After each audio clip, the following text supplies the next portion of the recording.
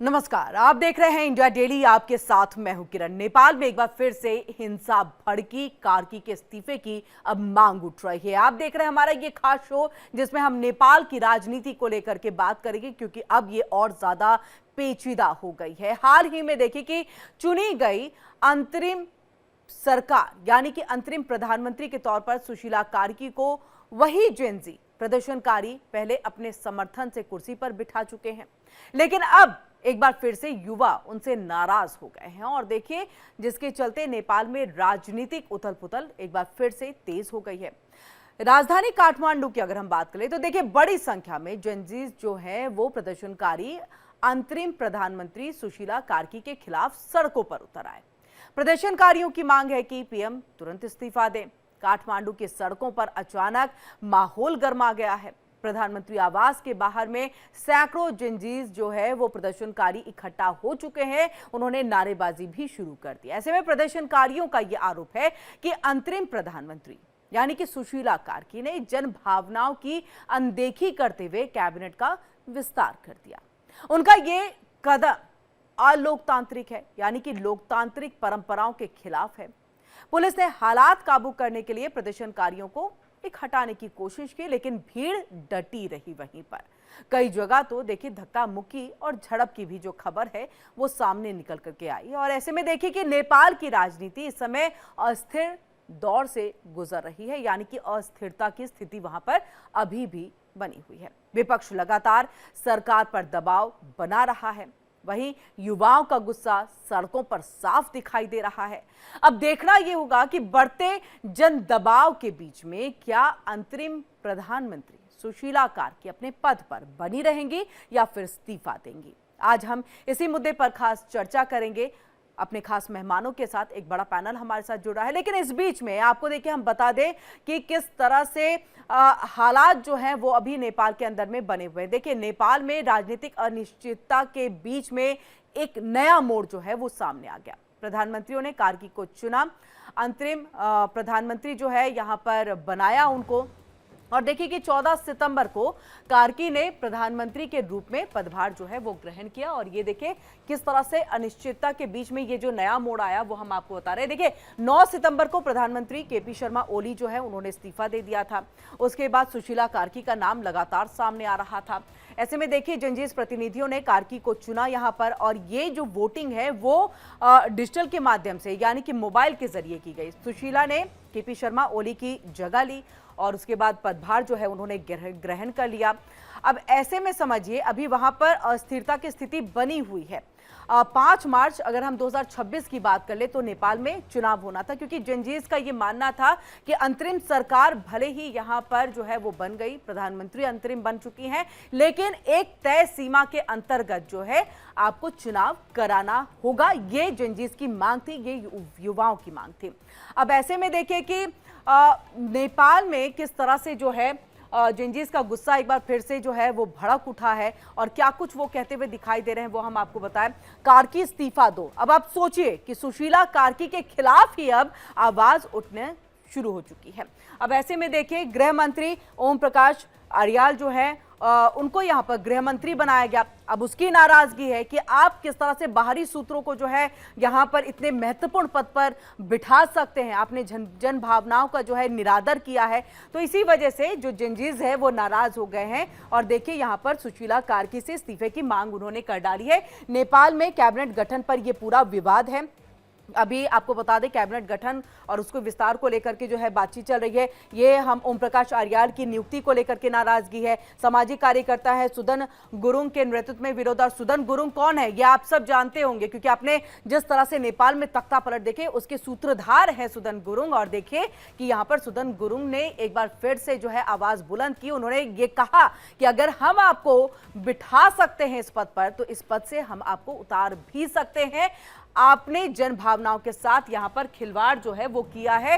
ये तमाम बातें जो है यहां पर की गई हैं। और ऐसे में देखिए कि नेपाल में जेनजीज का जो गुस्सा है वो यहां पर फूटा है। और उसके बाद मांग की जा रही है कि अब पद से आप भी इस्तीफा दीजिए। तो अब बड़ा सवाल यही है कि आखिरकार सुशीला कार्की पद पर बनी रहेंगी या फिर इस्तीफा देंगे।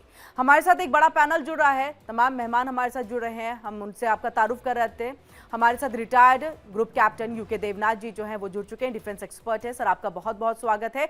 इसी के साथ कुछ देर के बाद हमारे साथ जो है संजीव श्रीवास्तव जी, अंतर्राष्ट्रीय मामलों के जानकार, वो भी जुड़ेंगे। और वहीं हमारे साथ डॉक्टर राजीव झा, केंद्रीय सदस्य राष्ट्रीय नागरिक संघर्ष समिति के, वो भी कुछ देर के बाद हमारे साथ जुड़ेंगे। लेकिन सबसे पहले आपका बहुत बहुत स्वागत है ग्रुप कैप्टन यूके देवनाथ जी। ग्रुप कैप्टन यूके देवनाथ जी, अब हर किसी के जहन में यही है और खासतौर से भारत के जहन में तो जरूर है कि आखिरकार हमारे पड़ोसी देश में जो चल रहा है वहां पर शांति की बहाली कब होगी। लग रहा था कि अब शांति आ जाएगी, अब स्थिति थोड़ी सी जो है वो संभल जाएगी, क्योंकि जंजीज ने ही जो है सुशीला कार्की को चुना, पद पर बिठाया। अब इन्हीं से नाराजगी है। ये स्थिति को कैसे देखते हैं, इस डेवलपमेंट को कैसे देखते हैं?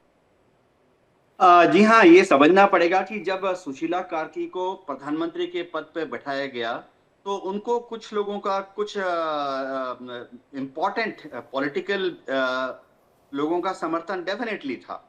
लेकिन अब जेंजी के ही जो मूवमेंट है, जो कि कोई पॉलिटिकल पार्टी नहीं है, ये आम लोग हैं नेपाल के, जो कि गलियों में और स्ट्रीट्स पर उतर आए थे। उनमें से ज्यादातर लोगों को अब ये लग रहा है कि उनको शायद रिप्रेजेंटेशन नहीं मिला इस सरकार में। अब तक हम इस सरकार में जो देख रहे हैं कि कुलमान घिसिंग को बनाया गया है, ठीक है, अच्छी बात है। ओम प्रकाश आर्याल को बनाया गया है मिनिस्टर, होम मिनिस्टर बनाया गया, अच्छी बात है। और लेकिन जेंजी की सबसे बड़ी जो कंप्लेन आ रही है वो है कि उनकी जो असल रिप्रेजेंटेशन थी, असल लोग जो कि स्ट्रीट्स में प्रदर्शन में उतरे थे, शायद उन लोगों को कोई जगह नहीं दी गई है। अब जाहिर बात है यूके देवनाथ कि सर, जो ओम प्रकाश आर्याल का आपने नाम लिया, इसी पर ये पूरा विवाद जो है एक बार फिर से खड़ा हुआ है कि आपने आखिरकार गृह मंत्रालय यानी एक महत्वपूर्ण पद पर ओम प्रकाश आर्याल को किस तरह से आपने वहां पर काबिज कर दिया। ये जनभावनाओं के साथ खिलवाड़, नाराजगी क्यों है, बाहर ही बता रहे हैं? जी हाँ, देखिए, ओम प्रकाश आर्याल को इसलिए टेक्निकली जब लिया गया तो ये समझना पड़ेगा ये सब आर्मी कर रही है नेपाल की। तो उन्होंने ये कहा कि हाँ ठीक है, वो ह्यूमन राइट्स एक्टिविस्ट रहे हैं, लीगल बैकग्राउंड है, तो उनको होम मिनिस्ट्री दे दी, लॉ मिनिस्ट्री दे दी, जस्टिस एंड पार्लियामेंट अफेयर्स दे दिया गया।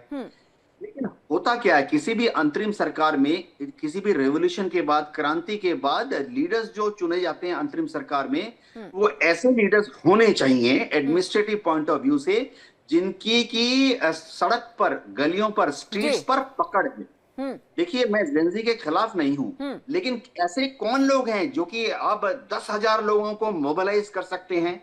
सुदान गुरुंग कर सकते हैं, अपने बालेंद्र शाह कर सकते हैं। तो क्या होता है कि जब भी किसी क्रांति के बाद या इस तरह से सत्ता को टपल करके एक अंतरिम सरकार बनाई जाती है, उसमें प्राधान्य किस, from practical point of view से प्राधान्य को दी जाती है। बैकग्राउंड देखना ज्यादा जरूरी नहीं है।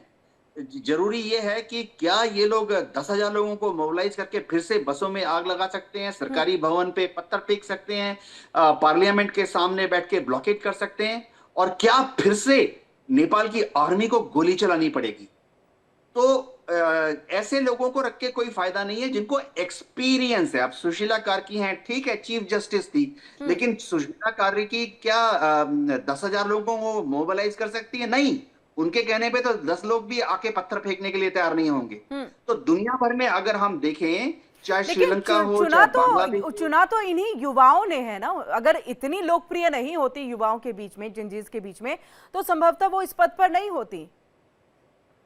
जी हाँ किरण जी, ऐसा है कि जब हम बोलते हैं कि जेंजी ने ही इनका चुनाव किया, ये समझना पड़ेगा कि जेंजी के तो कोई पॉलिटिकल पार्टी नहीं है, कोई एक धारा नहीं है। इस गांव से उस गांव से, इस कस्बे से उस कस्बे से, काठमांडू शहर में ही 20 अलग अलग जगह से, गलियों से लीडर्स सामने आ गए। तो इसमें जब कहते हैं कि सुशीला कार्की को जेंजी ने ही चुना, तो एक मत तो बात नहीं है ना। देखिए, डिसऑर्गेनाइज्ड, बहुत ही लूज, उनकी कोई ऑर्गेनाइजेशन नहीं है, झंडा नहीं है, कोई लेटर पैड नहीं है, कुछ भी नहीं है। ये सिर्फ अलग अलग गांव से, कस्बे से, दूर दराज के ट्राइबल एरिया से और काठमांडू यूनिवर्सिटी से अचानक 20, 25, 30 लीडर सामने आ गए।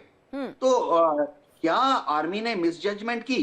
मैं क्योंकि फौज में था, मैं ये बोलना चाहता हूं कि ठीक है, आर्मी का काम था स्टेबिलिटी देते, हम्म। लेकिन एक्सपीरियंस की जरूरत नहीं थी। देखिए, किस अभी थोड़ी ना उन्होंने कोई पंचवर्षीय योजना चालू करनी है, अभी थोड़ी ना उन्होंने नेपाल में कोई 10,000 करोड़ रुपए का डैम बनाना है। हम्म। अभी सिर्फ ऐसे लोगों की जरूरत थी एडमिनिस्ट्रेशन में जो कि असंतुष्ट लोगों को, चाहे वो कहीं से भी प्रायोजित हों, कहीं से भी स्पॉन्सर्ड हों, ऐसे लोग जो बस में आग लगा सकते हैं, पत्थर लग फेंक सकते हैं, पेट्रोल का जरीकन लेके पार्लियामेंट में आग लगा सकते हैं, हम्म। ऐसे लीडर्स को चुनना था जो इन घटकों को कंट्रोल में रख सके। जी। ये दुनिया भर में जहां पे भी आर्मी का एडमिनिस्ट्रेटिव एक्सपीरियंस रहा है, हम्म। शुरुआती दौर में आपको मसलमैन लोगों को एडमिनिस्ट्रेशन में जगह देनी पड़ती है। ठीक है, 6 महीने के बाद इलेक्शन होगा, उस वक्त जो लोग पॉलिटिकली मेच्योर हैं, जिन लोगों को ज्यादा एक्सपीरियंस है, वो चुने जाएंगे। हम्म। लेकिन मेरे ख्याल से नेपाल की आर्मी को फूंक फूंक के कदम रखना पड़ेगा। फिर से अगर 10,000 प्रदर्शन करती रास्ते में आ गए और नेपाल की आर्मी को अगर गोली चलानी पड़ी, तो मामला फिर से वही हो जाएगा जो कि 8 और 9 सितंबर को था। जी। हमारे साथ यहाँ पर संजीव श्रीवास्तव जी भी जुड़ चुके हैं और साथ ही डॉक्टर राजीव झा भी जुड़ चुके हैं। आप दोनों का ही बहुत बहुत स्वागत है हमारी इस खास चर्चा में। संजीव श्रीवास्तव जी, आपके पास आते हुए जो बात यहाँ पर यूके देवनाथ सर कर रहे हैं, ये कहते हुए दिखाई दे रहे हैं कि यहाँ पर अभी एक्सपीरियंस की जरूरत नहीं थी, यहाँ पर उनकी जरूरत थी जो इस पूरे क्राउड को, इन प्रदर्शनकारियों को संभाल सके, इन्हें संतुष्ट कर सके। क्या जो 4 बड़े फैसले लिए गए थे सुशीला कार्की के तरफ से पद पर काबिज होते के साथ ही, वो संतुष्टि नहीं दिला पाए? और क्या सुदन गुरुंग या फिर बालेंद्र शाह यही 2 कहें कि बेस्ट ऑप्शंस में थे, जिनमें से आप चुनते तो शायद आज दोबारा से वो स्थिति नहीं आती जो हमने कुछ दिन पहले देखी थी? देखिए किरण जी, मेरा ऐसा मानना है कि ये जो जेनजी का जो मूवमेंट है, यदि इसके रिलेवेंस को, जेनजी को बनाए रखना है, तो उसे धैर्य के साथ, संयम के साथ काम लेना होगा। और जेनजी का एक जो गुट है सुडान गुरंग का, वो जाहिर है कि अनेक मांगों को लेकर के, कैबिनेट विस्तार को लेकर के जो उनकी नाराजगी है, और वो अपने लोगों को उसमें कैबिनेट में शामिल कराना चाहते हैं, ये मेरे अनुसार, मेरे विचारों के अनुसार ये उचित नहीं होगा। अगर ये जेनजी सरकार में अपना रिप्रेजेंटेशन कराना चाहते हैं, तो उन्हें बेहतर विकल्प देना होगा, आपसी सहमति बनानी होगी, आपसी तालमेल बनाना होगा, एक कोऑर्डिनेशन पैदा करना होगा। और ये जो सरकार सुशीला कार्की जी के नेतृत्व में बनी है, ये एक अंतरिम सरकार है। इसका जो कार्य है, वहां पर शासन और व्यवस्था को नॉर्मल करना, जल्द से जल्द इलेक्शंस कराना, और सबसे बड़ी बात कि युवाओं के साथ संवाद स्थापित करना। तो ये जो सुशीला कार्की की सरकार है, वो मेरा ऐसा मानना है कि वो इन युवाओं के साथ संवाद जरूर करेगी। और जैसा कि सुशीला कार्की जी को सभी ने अपनी सहमति भी दी थी, तो ये जो जेनजी है, उन्हें भी चाहिए कि सुशीला कार्की को थोड़ा समय दे, उन्हें कार्य करने का अवसर दें। युवाओं का जो जोश, युवाओं की जो ऊर्जा, और जो बुजुर्गों का जो विवेक और उनका जो अनुभव, यदि दोनों साथ में मिल जाएगा किरण जी, तो ये आप निश्चित रूप से मान लीजिए कि नेपाल का लोकतंत्र का भविष्य बहुत अच्छे तरीके से आगे बढ़ेगा। लेकिन यदि युवाओं ने गलती की, जेन जी ने गलती की, कोई जल्दीबाजी दिखाई, और जाहिर है कि अभी वो जो मांग कर रहे हैं, उस मांग में वो सत्ता में भागीदारी चाहते हैं। अभी 4 दिन पहले आपने रिवोल्यूशन किया, एक अंतरिम सरकार बनी है, इंटरिम मैनेजमेंट है, ये कोई परमानेंट सरकार तो है नहीं। 6 महीने के बाद इलेक्शंस होंगे, तब तक जेनजी को चाहिए, आपके बड़े प्रतिष्ठित और सम्मानित चैनल के माध्यम से ये मैं कहना चाहता हूं किरण जी, कि जेनजी को चाहिए कि वो अपने पूरे मूवमेंट को स्ट्रीमलाइन करे। संजीव जी, देखिए इस बीच में जैसे ये खबर भी है कि जेनजीज जो है, ये प्रदर्शनकारी जो है अलग अलग गुटों में भी बढ़ गए हैं, क्योंकि सबकी अपनी अपनी आइडियोलॉजी है, विचारधारा है, सब अपने अपने तरीके से सोचते हैं, युवा हैं। अब ऐसे में क्या ये हम मान करके चले कि ये भटक चुके हैं, ये पूरा जो प्रदर्शन जिस वजह से शुरू हुआ था, अब ये भटक चुका है, क्योंकि अब सिर्फ इनको लग रहा है हम आक्रोश दिखाएंगे, हम सड़कों पर उतर जाएंगे तो हम तो तख्ता पलट कर सकते हैं। लेकिन ये एक्चुअल में था करप्शन के अगेंस्ट, ये एक्चुअल में था नेपोटिज्म के अगेंस्ट। शायद भटक गया है ये पूरा प्रदर्शन। देखिए, जो ये एक गुट जो मांग कर रहा है, गुरांग गुट जो ये मांग कर रहा है, वो जरूर एक भटकाव पैदा कर सकता है। अभी भी किरण जी, मैं मानता हूं कि ये भटका नहीं है। ये जो जेनजी का जो आंदोलन है, वो काफी सफल रहा है। एक भ्रष्ट सरकार को उसने उखाड़ फेंका, केपी शर्मा ओली को इस्तीफा देना पड़ा। ये जेनजी की बहुत बड़ी सफलता है। लेकिन किरण जी, एक बात मैं और भी कहना चाहता हूं कि नेपाल में लोकतंत्र की जो मांग है वो 1950-51 से चल रही है, और अनेकों लोकतंत्र को बनाने के जो वहां मूवमेंट चले हैं, उस मूवमेंट में बाद में हमने देखा कि वो मूवमेंट भटक गए। वो जो क्रांतियां थी अधूरी क्रांतियां रही। कई बार राजाओं ने डोमिनेशन स्थापित कर लिया, तख्ता पलट कर दिया, और कई बार लोकतांत्रिक नेता आपस में सत्ता की भागीदारी को लेकर के पहले भी लड़ चुके हैं और पहले भी आंदोलन असफल साबित हुए हैं। जिन जी को इतिहास से सबक लेना चाहिए कि जो नेपाल में लोकतंत्र की जो अधूरी क्रांतियां थी, वो कहीं ऐसा ना हो कि ये क्रांति भी अधूरी हो जाए। इस बात को उन्हें ध्यान में रख करके अपने जो आपसी कोऑर्डिनेशन को, अपनी बातचीत को करना चाहिए। और मेरा ऐसा मानना है कि सुशीला कार्की जी बेदाग छवि की महिला है। वो सुप्रीम कोर्ट की मुख्य न्यायाधीश रह चुकी हैं, एकमात्र महिला न्यायाधीश रही, और जाहिर है कि उन्हें उनके नेतृत्व में इन जेनजी को विश्वास करना होगा, उन्हें आपसी एकता बनानी होगी, एक संगठन के रूप में अपने आप को बदलना होगा, और आने वाले इलेक्शंस में जेनजी को एक राजनीतिक पार्टी के विकल्प के रूप में अपने आप को पेश करना चाहिए। ये मैं अवश्य कहना चाहता हूं। यदि जेनजी ऐसा कर पाता है तो ये बहुत ही अच्छा होगा। लोकतंत्र के भविष्य को, जो नेपाल का लोकतंत्र का भविष्य, वो अच्छा बनाएगा। और लेकिन यदि जेनजी आपस में लड़ता है और अभी से वो सत्ता लोलुपता दिखाते हैं कि नहीं हमें मंत्री बनना है, नहीं हमें सत्ता में भागीदारी चाहिए, तो ये जो पूरे मूवमेंट को भटकाने का कार्य कर सकता है। ऐसी आशंकाओं से इनकार नहीं कर सकते, क्योंकि हमने नेपाल के इतिहास में देखा है कि कई ऐसी क्रांतियां हुई जो कि भटक गई, जो कि सत्ता लोलुपता की वजह से ये जो पूरी क्रांति थी वो सफल नहीं हो पाई। तो जेनजी को मैं फिर से कहना चाहता हूं, इतिहास से सबक लेना चाहिए, गलतियां नहीं करनी चाहिए, संयम से काम लेना चाहिए। जी, डॉक्टर राजीव झा जी, आपके पास इस बात को कि एक्चुअल में अब जब ये सुरन गुरुंग की तरफ से कहा गया कि अगर हम पद पे बिठा सकते हैं तो हम आपको उतार भी सकते हैं, इस लाइन के पीछे ये माने कि जेनजीज में सत्ता की लोलुपता आ गई है, एक लालच आ गया है, या फिर वाकई में जो हम ओम प्रकाश आर्यार के पद पे स्थापित होने को लेकर के एक नाराजगी देख रहे हैं वो है? इसके पीछे की वजह आप क्या एक्चुअल मान रहे हैं? Thank you Kiran ji. देखिए, जहां तक जेएनजी का अभी का नया स्टेटमेंट का सवाल है, सुदन गुरुंग जी को शायद आप कोट कर रहे हैं, उन्होंने कहा कि हम अगर सत्ता में बैठा सकते हैं तो उतार भी सकते हैं, तो उसमें मैं आपको एक रिक्वेस्ट करना चाहूंगा कि अभी जो ग्राउंड रियलिटी है वो इमेजिनेशन और हमारे एक्सप्लेनेशन से थोड़ा सा डिफरेंट मैं देख रहा हूँ। क्योंकि जेन जेड और आपको जो ये जनरेशन जेड के नाम से जेन जी अपने आप को जो कहते हैं, उन्होंने जो आंदोलन किया था उसका क्लियर एंड लाउड एक मैसेज ये था कि स्टॉप करप्शन और व्यवस्था परिवर्तन की मांग की गई थी। उसमें जो हमारे सुदन गुरुंग जी अभी जो लीडिंग कर रहे हैं, उनका एज अगर आप देखेंगे तो 36 या 37 के आसपास में है, तो वो जेन जेड का लीडर कैसे हुए हैं, एक ये सवाल बनता है। दूसरी बात, सुशीला कार्की जी को जो प्राइम मिनिस्टर के रूप में कास्ट किया गया था, वो किसका डिमांड था, किसका वहां पे ऑफर था, ये भी एक विवादित विषय है। गृह मंत्री का आप अगर देखते हैं वहां पे अपॉइंटमेंट, तो उसमें भी थोड़ा सा लोगों का वहां पे थोड़ा सा डिफरेंट राय है। अपना ये तो नहीं कह सकते हैं कि अपोज कर रहे हैं, लेकिन डिफरेंट राय जरूर है। जिनकी एक जो है वो नेपाल में गाय काटने का प्रावधान होना चाहिए मांग करते हैं, और उनकी वाइफ जो है वो नेपाल के जो बड़े पुराने एक प्रतिष्ठा है कुमारी पूजा को लेकर के विरोध करते हैं। तो कहीं ना कहीं आप ये देख सकते हैं कि ये हिंदू विरोधी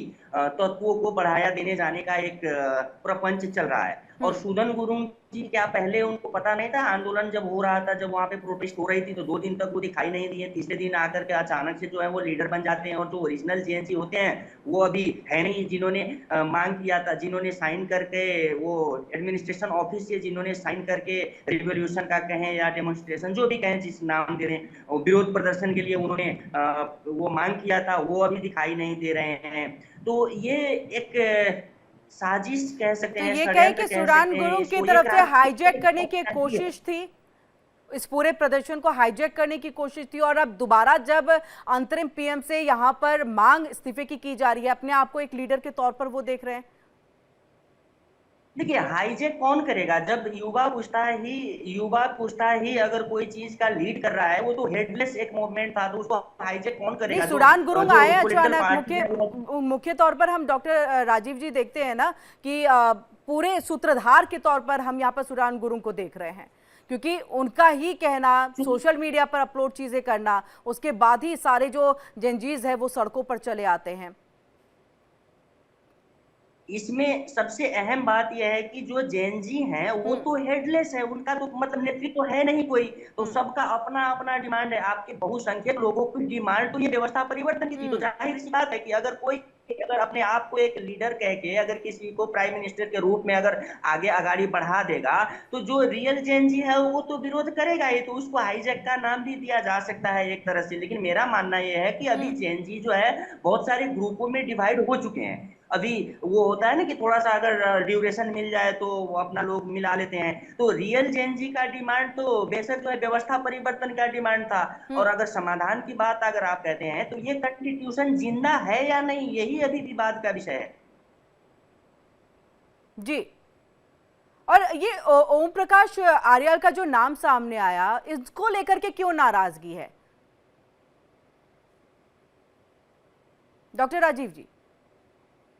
नहीं, सिर्फ सिस्टम को आप देखिए ना, ओम प्रकाश आर्याल जी का थोड़ा अतीत अगर देखा जाए तो उन्होंने नेपाल के गरिमा को ठेस पहुंचाने के लिए जो कदम रखा था, तो उसका सपोर्ट तो कोई नेपाली करेगा नहीं ना। अगर यहाँ पे 82% जनसंख्या अगर सनातन सभ्यता के अनुयायियों का है, उसके विरोध में अगर आप कोई एक वो बिल लाने का बात करते हैं या सुप्रीम कोर्ट में अगर आप कोई रिट दायर कर देते हैं कि नेपाल में गाय काटना चाहिए, वो जायज होना चाहिए, तो जाहिर सी बात है लोगों की जब आस्था पे ठेस पहुंचती है तो यूके देवनाथ सर, जो बात देखिए संजीव सर ने भी कही और जो बात यहाँ पर डॉक्टर राजीव भी कह रहे हैं कि अभी वक्त देना चाहिए, वक्त देना बहुत जरूरी है, खास तौर से क्योंकि अभी अस्थिरता में तुरंत प्रभाव से आप सामने आ जाए, वापस से आप जो है मांग करने लगे कि आप इस्तीफा दे दीजिए, तो ये होना नहीं चाहिए। और जितना वक्त आप देंगे और जेनजीज अगर आगे बढ़ते हैं और वो अभी नहीं आगे आने वाले दिनों में अगर सत्ता पर आते, तो नेपाल का एक परिदृश्य या फिर एक तस्वीर जो है वो बहुत ही अलग होगी, वहां का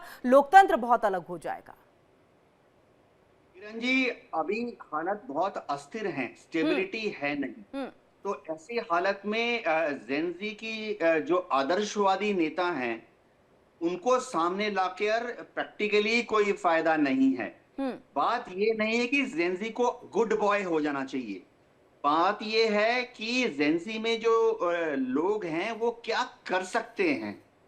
ठीक है, जेनजी में 100 अगर नेता हैं उसमें से 70 जो हैं गुड बॉय हैं, उनको अगर आप मंत्री बनाएंगे कोई फायदा नहीं है, क्योंकि 5 मार्च को इलेक्शन होने के पहले जो जेनजी के 30 दूसरे नेता हैं जो कि गुड बॉय नहीं हैं, जिन्होंने मैं क्योंकि एडमिनिस्ट्रेशन का पार्ट था और क्राउड कंट्रोल मेरा स्पेशलिस्ट एरिया है, आपको ऐसे लोगों को सत्ता में बिठाना है 5 मार्च तक जिन्होंने पार्लियामेंट में आग लगाई, जिन्होंने प्रेसिडेंट के घर में आग लगाई, जिन्होंने आगे बढ़कर सरकारी अनुष्ठान में बैंक पोस्ट ऑफिस में आग लगाई, क्योंकि ये लोग हैं जो कि 5 मार्च तक नेपाल को अपने कंट्रोल में रख सकते हैं। आदर्शवादिता की बात नहीं हो रही है। देखिए, ये एक ऐसा चीज नहीं है कि क्या होना चाहिए, आदर्शवादिता की बात नहीं है।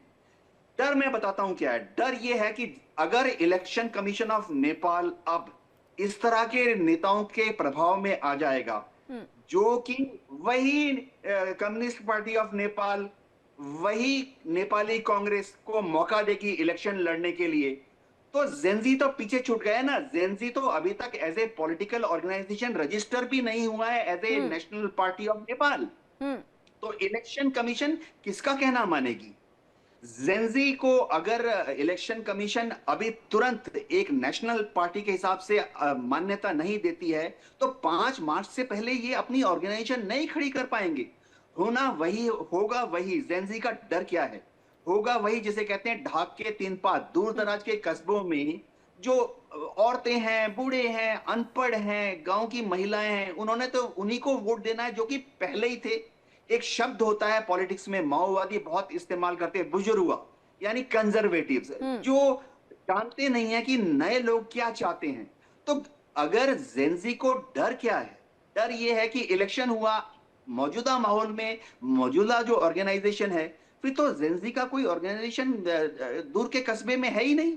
अगर आप नेपाल में एक बड़े काठमांडू से 70 किलोमीटर दूर चले जाएंगे, वहां जाके एक गांव के लोगों से पूछेंगे, सरपंच से पूछेंगे जेनजी क्या होता है, वो कहते हैं मेनू नहीं पता। तो वोटिंग जब होगी 5 मार्च को, वही communist party of Nepal power में आएगी, वही नेपाली कांग्रेस के बुढ़े बुढ़े लोग पावर में आ जाएंगे, क्योंकि इन्हीं लोगों की गांव में, कस्बों में, गलियों में, काठमांडू और बड़े शहर छोड़कर दूर दराज के गांव में इन्हीं की चलती है। देखिए वहां एक बुजुर्गा सेटअप है। ट्रेडिशनली नेपाल में हमेशा जो ग्राम बूढ़ा होता था उसी की पकड़ है, और ग्राम बूढ़े कौन है? जो कि पुराने समय में जमींदार हुआ करते थे, तो वो हिलेंगे नहीं। अब नेपाल में 3 परिवार, उनको पिछले जब से राजशाही गई है 3 परिवारों का जोर चल रहा है, यही 3 परिवार फिर से वापस में आ जाएंगे नेपाल में। तो बिल्कुल सर, मैं एक छोटा सा सवाल यहाँ पर, यानी आप जो कह रहे हैं एक स्टेप और आगे बढ़ने की जरूरत है, हो गया आंदोलन, हो गया प्रदर्शन, आपने तख्ता पलट कर दिया, स्टेप आगे बढ़ाइए, अपनी पार्टी खड़ी करिए। जी हाँ, लेकिन इनको देखिए अभी क्या है, गृह मंत्रालय की बात हो रही थी, पार्टी खड़ा करेंगे तो उसमें 2 ही मंत्रालय हैं जिसकी की सबसे ज्यादा पकड़ होगी। इलेक्शन कमीशन के ऊपर गृह मंत्रालय का कंट्रोल रहेगा। गृह मंत्रालय ने हर चीज कोशिश कर लेनी है कि जेनजी को as a political party national मान्यता ना मिले। थ्योरेटिकल रीजन तो बहुत सारे हैं। थ्योरेटिकल रीजन है कि अब तक क्या उन्होंने इलेक्शन लड़ा? नहीं। अब तक उनके कितने MP MLA थे? क्या थे? नहीं। तो how can Gen Z be a political organization? तो इनको सत्ता से बाहर रखने के 1000 बहाने हैं। अब होगा क्या, मैं बताता हूं। जेनजी के गृह मंत्रालय बन गए हैं, ये जेनजी के जितने लीडर हैं, इन्होंने उनको कल से अगले हफ्ते से ही धरपकड़ करके जेल में भेजना शुरू कर देना है, ये बोल के कि तुमने आग लगाई थी, इसलिए हम तुम्हें जेल में बंद कर रहे हैं, इसलिए तुम कोर्ट में हाजिर हो। बिल्कुल। तो अब जो नजर है, बिल्कुल समय की कमी है सर, मैं आगे इस चर्चा को और नहीं बढ़ा पाऊंगी, लेकिन बहुत महत्वपूर्ण बातें आप तीनों ने ही जो है इंडिया डेली के माध्यम से दर्शकों तक पहुंचाई है कि आगे क्या नेपाल में हो सकता है और होना क्या चाहिए। ये बहुत महत्वपूर्ण है देखना कि जेनजीज अब अपने आगे के स्टेप को कैसे उठाते हैं। बहुत बहुत शुक्रिया यूके देवनाथ सर हमारे साथ जुड़ने के लिए, संजीव सर और डॉक्टर राजीव जी हमारे साथ यहाँ पर जुड़े, आप अपने तमाम बातचीत का दौर जो है वो हमारे साथ चलाया, वक्त दिया, शुक्रिया।